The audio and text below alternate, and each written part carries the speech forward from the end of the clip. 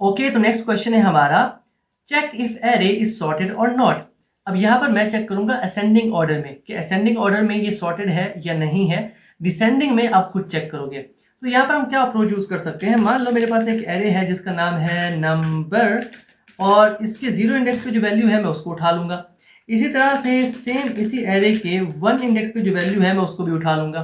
तो मेरे पास zero index की वैल्यू भी है, मेरे पास वन इंडेक्स की वैल्यू भी है। तो मैं क्या करूंगा, दोनों को कंपेयर कर लूंगा। मैं चेक करूंगा कि अगर जीरो इंडेक्स पे जो वैल्यू रखी हुई है वो ग्रेटर देन है, बड़ी है वन इंडेक्स पे रखी हुई वैल्यू से, तो इट मीन वो सॉर्टेड नहीं है। असेंडिंग ऑर्डर की बात कर रहा हूँ।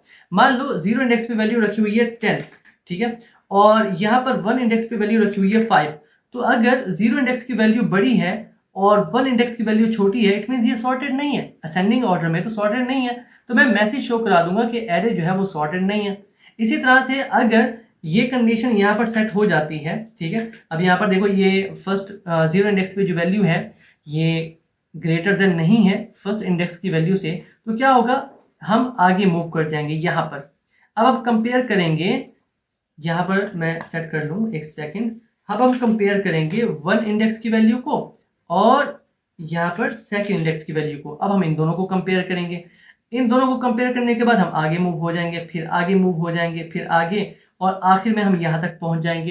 तो हमें पता चल जाएगा कि ये सॉर्टेड है या नहीं है। तो बेसिकली हमने दो इंडेक्सेस उठाने हैं और फिर कंपेयर करते जाना है और आगे शिफ्ट होते जाना है। अब यहाँ पर मुझे बताएगा कौन कह रहे सॉर्टेड है या नहीं है।